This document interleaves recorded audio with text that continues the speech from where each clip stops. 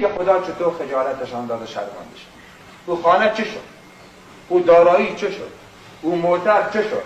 حال از دست خجالتی خدا امرای مردم هم روبرو کردن.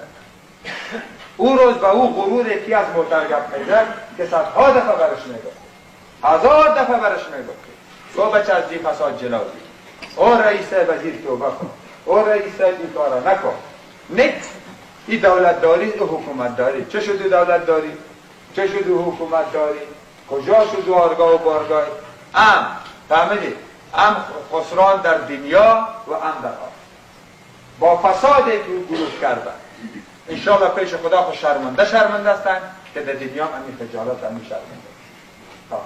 اون روزا یک تعداد مذاق میکردم که همین طالبای بدبخت دن به مذاکره ما آماده هستیم، او از جنگ کشن، ما هم شما را به وا میتیم، شما مثل نجیب بوجه اعدام شدید، ما شر شما بگم، ما شر مردم بگم که از دست فساد شما خدا همی غضب.